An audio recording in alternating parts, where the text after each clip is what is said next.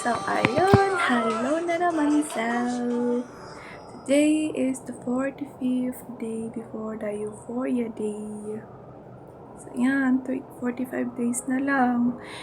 Means, parang mahigit isang buwan pa. So, kailangan ko na talagang pagkanahin yung mga nerve cells ko. Kaso nga lang, sleep is priority pa din.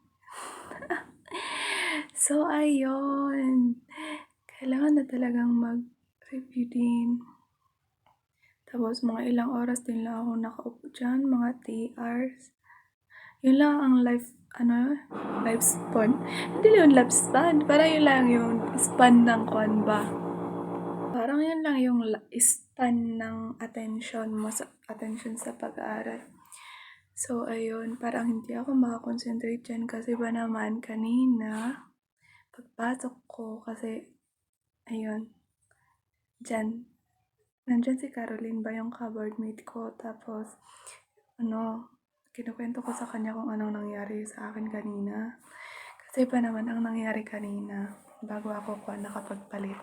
Kita naman dyan, bago akong ligo.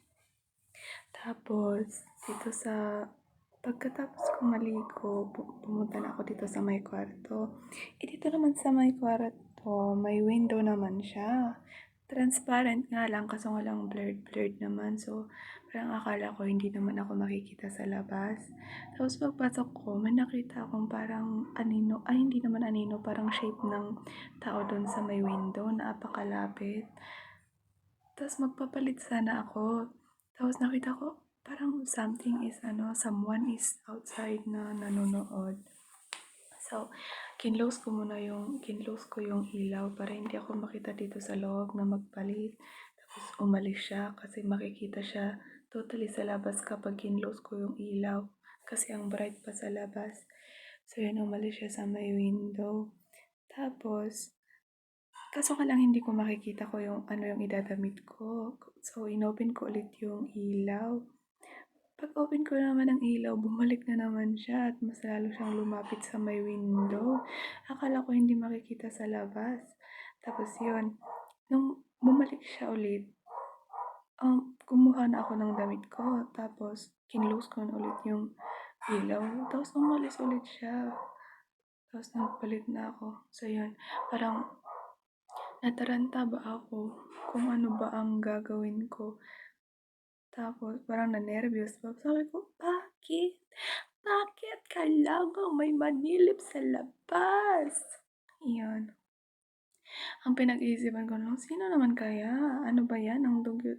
Sorry for the word. Tapos yun, sabi ko, bakit naman kaya?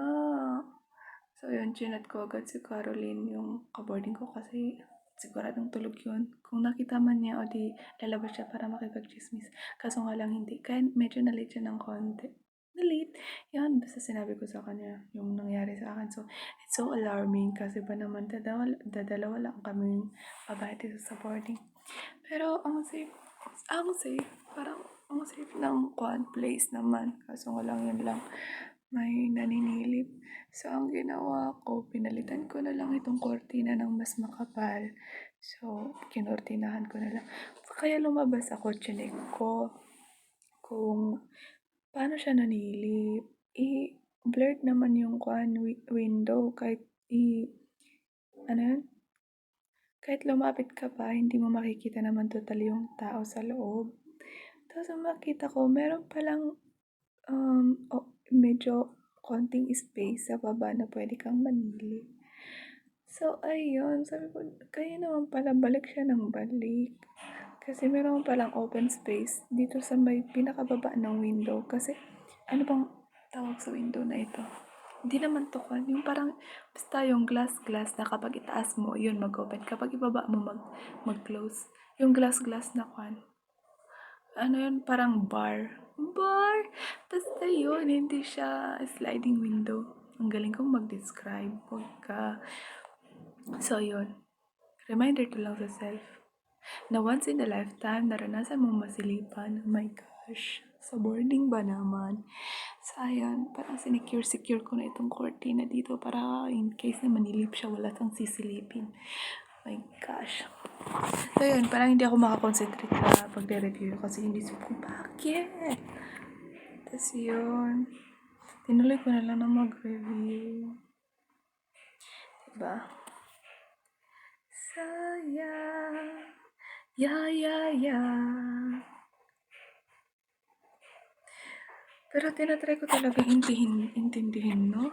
Minsan, parang natutulala na lang ako sa isang sentence na hindi ako makausad-usad.